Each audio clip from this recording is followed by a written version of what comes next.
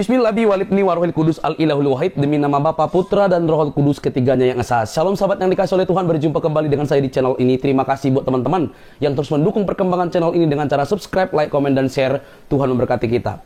Sahabat yang dikasih oleh Tuhan, satu alasan kenapa harus banyak umat muslim memperhatikan apologetik Kristen, karena ada data-data yang selama ini mungkin teman-teman tidak tahu, namun dibukakan dengan baik dan dapat dipelajari, diakses, dan didengarkan yang dapat menambah wawasan.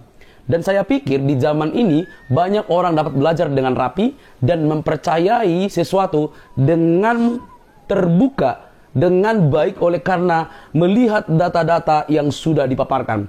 Kali ini teman-teman kita akan melihat satu video yang begitu menarik. Jangan skip, mari belajar bersama-sama. Dan saya pikir inilah kenapa ada banyak orang akhirnya berpikir untuk pindah keyakinan, karena mereka melihat fakta yang bagus. Ini dia videonya.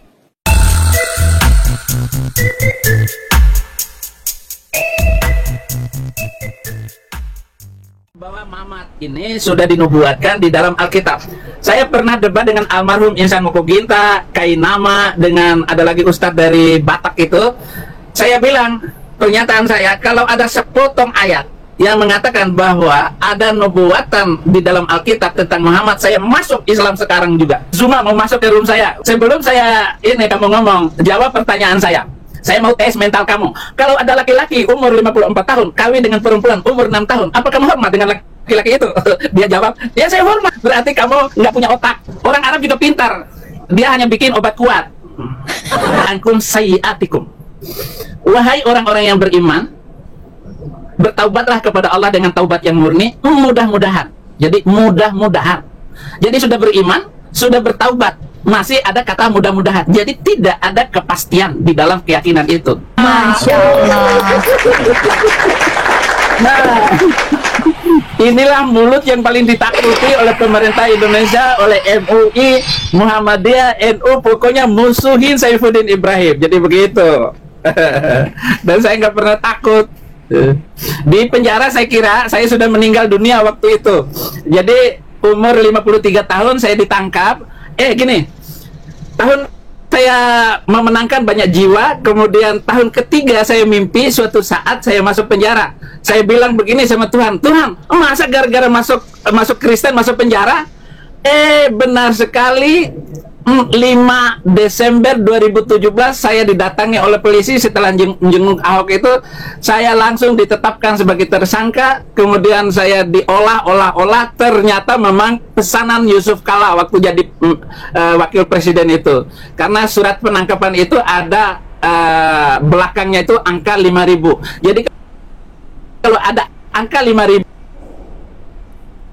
itu pesanan orang kepada polisi untuk menangkap seseorang. Jadi begitu. Nah, saya divonis 4 tahun. Nah, penjara ada 3 penjara yang saya lewati. Penjara pertama saya memenangkan 18 muslim. Penjara kedua saya memenangkan 60 muslim. Penjara ketiga saya memenangkan 120 muslim terima Yesus. Karena saya menginjil dalam penjara, maka saya dikeluarkan hanya 4 tahun. 4 tahun, 1 tahun 4 bulan. Begitu saya keluar, saya langsung terbang kemana-mana. Jadwal saya penuh selama 1 tahun itu sudah jadwal penuh. Saya terbang ke Manado semalam, KKR penuh. Saya ke Ambon penuh, ke Makassar datang, terus pindah-pindah begitu. Sampai saya diundang ke Amerika. Untuk sudah ke-5 kali saya ke Amerika. Saya diundang. Dan baru sampai bandara, saya langsung live hapuskan 300 ayat yang menjadi malapetaka bangsa-bangsa, supaya Indonesia ke depan adalah Indonesia yang damai, sentosa, makmur. Saya bilang begitu. Akhirnya saya lihat di CCTV di rumah saya itu 2 polisi besoknya menetapkan saya sebagai tersangka. Saya minta suratnya sama pembantu-pembantu saya di rumah untuk mengirim foto surat itu sendiri. Nah, saya ajukan bahwa Indonesia sudah tidak aman lagi bagi saya. Dan sekarang sebenarnya saya sangat nyaman di Amerika ini, negara sorga bagi manusia. Jadi begitu ceritanya Agatha. Mantap, mantap, keren ya. Ini ngikut Kristus tuh nggak gampang ternyata ya, semua orang ya. Jadi memberitakan kebenaran itu memang tidak semua orang menerimanya dengan legowo ya, Abi ya. Nggak bisa bagaimana orang. Jadi begini, orang-orang yang baik, orang-orang yang pinter, orang-orang yang kaya itu jadi musuh, dimusuhin orang-orang yang susah itu. Bangsa-bangsa yang pintar, bangsa yang rajin. Kenapa Cina itu dimusuhin? Dimusuhin, kenapa? Mereka rajin, mereka tekun. Betul, betul. Ayah, kenapa orang Yahudi dibenci? Otaknya cemerlang. Seluruh kecanggihan teknologi ini orang Yahudi yang penyebabnya. Orang Yahudi yang bikin listrik, orang Yahudi, turunan Yahudi, Thomas Edison yang membuat mesin jahit. Itu orang Yahudi semua. Betul, Yang betul. menciptakan apa saja, yang menciptakan, yang bikin kapal selam, itu orang Yahudi yang bikin kapal selam. Yang membuat pesawat terbang, Wright bersaudara, itu orang Yahudi yang bikin, bukan orang Arab. Orang Arab juga pintar, dia hanya bikin obat kuat. Itu penemuan Arab yang paling canggih sampai sekarang ini, bikin obat kuat. Ya, itu Arab itu semuanya. Bagaimana enggak orang istri harus 4? Bagaimana bisa? Aduh, tapi Abi ini 60-an tapi masih muda ya. Ah, kamu ini bisa aja. Iya, saya kira Ya. udah ato-ato gitu kan. Karena ingat Baginda waktu menikahi bocil ya kan udah tua juga. Jadi begini gaya saya itu. Misalnya Zuma mau masuk ke room saya waktu di saya live di YouTube. Zuma mau masuk. Oke, masuk. Sebelum saya kamu ngomong, jawab pertanyaan saya. Saya mau tes mental kamu. Kalau ada laki-laki umur 54 tahun kawin dengan perempuan umur 6 tahun, apa kamu hormat dengan laki-laki itu? Dia jawab, ya saya hormat karena itu kawin resmi. Oh, masa berarti kamu nggak punya otak? Langsung saya turunin, nggak boleh kamu ngomong di room saya. Itu tes mental, saya bilang gitu. Ada beberapa kali Zuma dan dia punya WA dengan saya, Abi pulanglah, saya membantu Abi untuk kedatangan Abi ke Indonesia. Saya nggak mau gitu, walaupun kamu bilang dengan apa-apa, dengan polisi sekalipun, saya lebih menghormati kebebasan berpikir dan kebebasan mental merdeka ini. Hanya ada di negara Eropa, Amerika, ataupun Australia. Orang bebas berbicara. Jangan sampai di Indonesia kita mati di penjara. Nah, polisi yang datang itu ketemu dengan saya, itu polisi bilang begini, Abi, saya tidak bisa menjamin Abi masuk penjara hanya setahun katanya. Ya minimal 2 tahun katanya. Coba Abi berdoa dan pikirkan itu. Ya, saya. Tapi Abi, ini aku mau nanya ya Abi ya. Abi ini kan dulu kan guru di pesantren ya. Kira-kira dari pemahaman atau kacamata Islam sendiri, ada keselamatan nggak sih di dalam Islam ini, Abi? Nabi Muhammad baik wahyunya ataupun dari hadis tidak pernah memberikan jaminan untuk keselamatan seperti yang ditawarkan oleh Tuhan Yesus Kristus. Muhammad bilang, Mr. M bilang begini, ya Fatimah, minta apa saja daripada aku akan berikan kepada kamu emas permata. Tetapi tentang keselamatan itu urusan kamu sendiri. Begitu kata beliau kepada putrinya Fatimah. Maka ketika orang Yahudi dan orang Kristen bertanya, Mr. M, apakah kamu masuk surga atau tidak? Dia menunggu seminggu, lalu turunlah Quran surat ke-64 ayat ke-9. Innama ana basyarum kok salah lagi, gara-gara saya lagi mau cas ini, mau cas HP saya, jangan sampai lobet.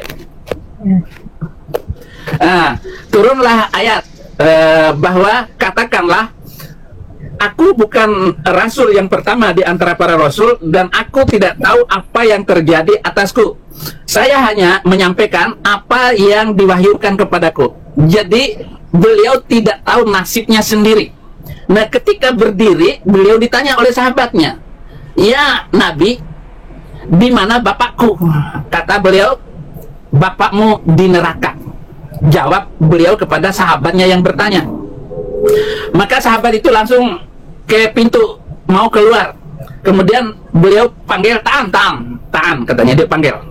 Bapak saya juga di neraka. Jadi itu jawab beliau kepada sahabatnya yang bertanya. Jadi jangankan sahabatnya, jangankan putrinya, ya, jangankan putrinya, dia sendiri tidak tahu apa yang terjadi atas dirinya. Saya bukan rasul yang pertama. Kemudian di surat ke-66 ayat 8, ya ayyuhalladzina amanu tubu ilallahi taubatan nasuha asa rabbukum ayyukaffira ankum sayyi'atikum. Wahai orang-orang yang beriman, bertaubatlah kepada Allah dengan taubat yang murni, mudah-mudahan. Jadi mudah-mudahan. Jadi sudah beriman, sudah bertaubat, masih ada kata mudah-mudahan. Jadi tidak ada kepastian di dalam keyakinan itu. Jadi saya tidak bersalah. Saya pindah dari mudah-mudahan ketidakpastian menuju hidup yang pasti. Yesus bilang, akulah kepastian itu. Akulah surga, akulah pintu, akulah jalan, akulah kebenaran, dan akulah hidup. Jadi barang siapa yang ikut aku, kata Yesus, ya hidup. Amin, betul. Yohanes 11 ayat 25. Betul. Iya, Yohanes 11 ayat 25, Yohanes 14 ayat 6. Ana huwas siratu wal haqq wal hayat. Akulah jalan, kebenaran, dan hidup. La yaji'u ahadun ilal ab illa bi, dan tidak ada orang yang datang kepada Bapa kecuali lewat aku. Sebuah keberanian, sebuah pernyataan, kepastian itu benar-benar hanya ada di dalam Yesus. Yohanes 6 ayat 47. Yohanes 6 ayat 47, wa qala Yesu man amana ilayya fa alaihi hayatul abadiyah. Berkata Yesus, barang siapa yang percaya kepada aku, dia hidup kekal selama-lamanya. Ini pernyataan luar biasa dari Yesus. Jadi kepastian. Sekarang di manakah alim, ulama, habib atau kiai mana yang bisa menjawab dan mengatakan bahwa masuk Islam itu pasti masuk surga? Kecuali mulut somad yang cerita begini begono, cerita halus yang dilakukan somad itu. Tidak bisa. Oke. Abi, ini kan Abi ini kan mantan guru ya di pesantren. Ini ya, banyak sekali narasi di dalam kitab itu ya, kitab RT 6 ya Abi ya, dikatakan ini. Katakanlah dia yang awal dan yang akhir. Nah, dia di situ gimana menurut Abi itu? Itu merujuk kepada siapa gitu? Iya, kalau itu kan merujuk kepada Allah, Allahnya mereka SWT gitu. Wal awal wal akhir wal zahir wal batin. Dialah yang awal, yang akhir, yang nampak dan ya. Yang zahir itu yang nampak, Abi. Yang nampak. Kemudian kalau ditanya, Allah nampak nggak bisa jawab. Ayatnya gimana tuh? Kontradiksi kah? Ya, kontradiksi dengan kenyataan, kontradiksi dengan pengajaran-pengajarannya, dan kontradiksi dengan cerita-cerita halu yang telah mereka siapkan itu. Seolah-olah Nabi itu pergi ke langit, kemudian bertemu dengan Allahnya, naik kuda bagal warna putih berwajah perempuan. Itu semua halusinasi yang tidak bisa dibuktikan. Abi, ini kan mantan ustadz juga ya, mantan ustadz pengajar juga di pesantren nih. Abi, apakah benar turunnya wahyu ini dari mimpi Abi yang di Al-Isra itu, surah Al-Isra berapa ya, 40 atau ayat berapa itu saya lupa. Kalau turun wahyu itu saya bukan 3. Enggak, Al-Isra kami perjalankan itu dulu. Ayat pertama. Ya, Surat 17 ayat yang 1, Subhanalladzi asra bi 'abdihi lailan minal masjidil haram ilal masjidil aqsa alladzi barakna haulahu linuriyahu min ayatina innahu huwas samiul basir. Itu lengkap ayatnya. Apakah itu mimpi? Muslim tidak puas kalau hanya mengatakan mimpi. Yang Isra Mi'raj itu roh dengan tubuhnya. Selalu mereka mengatakan dengan tubuhnya. Dan itu pendapat jumhur ulama. Jadi seluruh ulama percaya itu adalah seluruh tubuhnya. Jiwa roh itu ikut naik ketika terbang bersama Jibril dari Masjidil Haram ke Masjidil Aqsa dengan kecepatan lebih daripada kecepatan kilat. Maka buruk. Barak itu berarti buruk, yaitu kilat, menyambar gitu. Jadi begitu. Kalau ditulis 2000,17K itu penonton saya gitu atau apa itu? Bukan, itu koinnya Abi. Wih, kaya dong saya. Nah, terima kasih. Jadi Abi, ini yang saya tanyakan ini loh Abi, permulaan wahyu itu apakah benar itu dari mimpi gitu? Iya, halusinasi. Jadi nggak mungkin dia mimpi. Dan gini, dalam sejarah bangsa Arab itu belum pernah ada nabi dari Arab. Nah, kebetulan dia kawin dengan wanita Yahudi janda umur 40 tahun, ya, kaya raya, dan dia ini tugas mengembalakan kambing. Nah, bagaimana supaya dia itu meningkatkan komunitas sosialnya?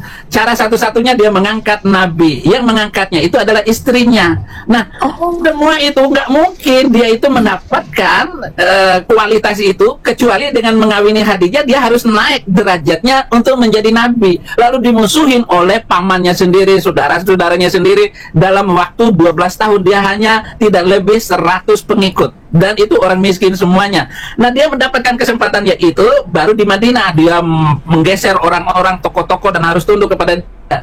Dan dia memiliki pasukan dan kekayaan yang luar biasa setelah kawin dengan janda kaya itu, dan ya mengambil harta suku-suku kecil dan memotong leher mereka dengan luar biasa jahatnya itu. Apakah itu ada dalam mimpi, ada dalam penglihatan kesadaran? Kata mereka menerima wahyu itu. Kalau yang ditanyakan surat ke-17 ayat 1, apakah itu mimpi? Ya jelas mimpi. Tetapi ada sejarah lain bahwa dia ada saudara sepupunya Ummu Hani namanya. Ummu Hani ini janda. Jadi ketika dia bercerita tentang dia naik ke surga, pergi dan bertemu dengan nabi-nabi terdahulu sebelumnya, lalu dia mengatakan bahwa dia itu naik ke langit. Tetapi kesaksian Ummu Hani, dia tidur di rumahnya Ummu Hani. Jadi dia tidur janda, istrinya sudah meninggal waktu itu. Dan ini tidak ada ulama yang membantah saya di dalam pernyataan-pernyataan saya yang sudah menebar ke banyak YouTube itu. Oh, ini ada di Sirah ini, kisah ini, saya tahu. Iya. Jadi tidak mungkin dia ini dia mimpi ataupun apa. Yang jelas dia tidak pernah melakukan perjalanan itu karena cerita-ceritanya itu adalah tambahan-tambahan seterusnya, karangan-karangan tambahan beliau terhadap penglihatan dia. Mimpi bukan, kenyataan apalagi, karena kesaksian Ummu Hani, yaitu kakak dari Ali bin Abi Thalib, menantunya Mr. M yang dikawinkan dengan Fatimah, namanya Ummu Hani, julukannya itu. Dia tidur dengan Ummu Hani di rumah itu. Astagfirullah. Itu kondisinya beliau itu ini ya, duda ya? Sudah meninggal istrinya Khadijah itu. Itu tidak menimbulkan fitnah kah itu, Abi? Itu jadi fitnah sejarah itu. Oh, kalau di Arab ya tidur di rumah orang, apalagi nggak ada listrik zaman itu, ya sudah biasa itu. Abi, saya mau tanya. Oma Irama nyanyinya begini, janda muda, jandanya para remaja. Masya Allah, tabarakallah. Iya, Abi, saya mau tanya, Abi. Ya, saya buka ini mengenai Isa ya. Saya buka di Ali Imran 55. Karena umat Islam selalu mengatakan bahwa Isa tidak pernah mati, tapi dikatakan ada kata mutawafika, dimatikan dulu baru diangkat. Tapi terjemahan dari semua Quran di Indo mengatakan diambil. Itu gimana, Bi? Yang benar bahasa Arabnya ya mutawafika, dimatiin, wafatkan, diwafatkan. Ya, kalau diambil hidup-hidup itu di surat keempat ayat 157, 158. Wa rafi'u ilaika, diangkat kepada Allah, dipertemukan dengan Allah, Yesus itu. Di 157-nya ayat itu dikatakan karena kebencian atau pertentangan mereka, kebohongan-kebohongan mereka, maka mengatakan Isa Al-Masih itu disalib. Tidak disalib, tapi diserupakan. Ayat 158 diangkat hidup-hidup. Kontradiksi gitu maksudnya? Kontradiksi antara satu. Dan kita pakai dua-duanya untuk penginjilan. Untuk membenarkan dia. Iya, dan yang terakhir saya baca di An-Nisa 159, bahkan di situ dikatakan tidak ada satupun dari ahli kitab yang tidak beriman menjelang kematiannya di situ. Ya, iya. Tapi betul mati ya? Betul mati di satu sisi, karena Alkitab berkata cerita penyaliban Yesus ya mati. Harus begitu, harus mati. Masa dianggap ini? Tetapi ada ayat yang lain, misalnya surah ke-19 ayat 33, wassalamu ala yauma wulitu wa yauma amutu wa yauma ub'atsu hayya. Di situ diterjemahkan kesejahteraan. Salah, mestinya keselamatan. Iya, keselamatan. Kan salam. Wassalamu ala yauma wulitu wa yauma amutu wa yauma ub'atsu hayya. Pada hari ketika aku hidup kembali. Hidup kembali. Salam sejahtera ketika aku lahir, ketika aku mati, ketika aku bangkit, hidup kembali. Jadi dibangkitkan, hidup kembali. Bisa juga kita tidak perlu mengkontradiksikan ayat ini berbicara tentang mati, ayat ini berbicara bangkit, hidup kembali. Nah, biar bingung. Jadi menginjil itu bingungin orang. Itu. Oh, terjemahannya kayak berubah makna gitu ya? Ya berubah makna karena dia tahu bahwa orang Kristen itu mengatakan Yesus itu juru selamat, maka diganti dengan kata kesejahteraan. Iya. Jadi kebodohan departemen ini perlu diperbaiki. Dan ada tidak kurang dari 2.500 ayat yang salah terjemahan dari Al-Quran Indonesia Departemen Agama. Wah, Aku mau Saya tanya. sudah omongin semua, saya sudah tulis semua. Udah nambah sekarang Abi, udah nambah jadi 3.000 sekarang. Weh, jadi Abi bisa live tapi Abi biar belajar sama Agatha yang pinter ngomong halus. Abi kan tekuk orang, saya selalu tekuk orang, mau salah ngomong. Nandar aja nggak berani lagi ngomong dengan saya, masuk ke room saya, Nandar. Saya bilang begitu. berarti Abi selama Abi mengajarkan itu kan jadi ustadz gitu. Berarti yang Abi ajarkan sedemikian itu, Abi? Oh enggak, waktu saya di Muslim saya mengajar menurut kurikulum dan menurut yang benar dari Islam. Saya kan latar belakang Muhammadiyah, ya saya mengajar ke Muhammadiyahan juga. Islam Muhammadiyah bukan NU. Kalau NU itu kan campur aduk budaya dengan Islam. Ya, saya tahu itu. Oh, jadi lebih murni Muhammadiyah ya, Abi gitu ya? Murni Muhammadiyah dalam ajaran pemahaman Islam. Jadi Muhammadiyah itu ada namanya majelis tarjih, yaitu majelis untuk mencari dalil-dalil yang kuat tentang ajaran Nabi. Tetapi dengan keluarnya saya dari Muhammadiyah, dari Islam, ya mereka harus mengakui kesalahan-kesalahan agama itu. Sebentar, ada yang ketuk ya. Tunggu sebentar, kamu ngomong aja dulu. Siap, Abi. Oh, mantap ya. Di Iya. Ibrahim. Mungkin diketuk anggota API di Amerika. Jangan-jangan. Enggak, tapi percaya deh Agatha, ini bakal kayak kemarin tak pendeta ekstra kan. Nanti mereka bakal minta naik nih buat minta pansos biar dapat konten. Aku mau tanya ke Abi kan, Abi. Assalamualaikum. Iya, Abi aku mantan Muslim juga. Aku mantan Salafi, Abi. Oke. Iya, aku mau tanya, Bi. Kan ada klaim ya dalam Al-Quran itu Muhammad dinubuatkan dalam Alkitab, dalam Taurat dan Injil. Maka disebutkan ya arifunahu kama ya'rifuna abnahum. Mereka mengenal Muhammad seperti mereka mengenal anak-anak mereka sendiri. Gitu. Nah, klaim itu datangnya dari mana, Syabi? Dan kok ada kisah-kisah kayak Warokoh, kayak siapa? Bukhairah gitu lah. Kok bisa ada gitu? Boleh dijelaskan nggak? Olah bahwa Muhammad ini sudah dinubuatkan di dalam Alkitab. Saya pernah debat dengan almarhum Insan Mokoginta, Kainama, dengan ada lagi ustadz dari Batak itu. Saya bilang, pernyataan saya, kalau ada sepotong ayat yang mengatakan bahwa ada nubuatan di dalam Alkitab tentang Muhammad, saya masuk Islam sekarang juga. Itu yang hadir itu 350 peserta. Yang Kristen hanya 10 orang. Jadi saya berani menantang mereka waktu itu. Itu setelah Sarinah dibom. Sebelum Sarinah dibom. Dan pengebom Sarinah itu satu penjara dengan saya. Saya berantem terus. Jadi klaim bahwa orang Yahudi dan orang Kristen ya'rifunahu kama ya'rifuna abana'ahum itu adalah klaim kosong.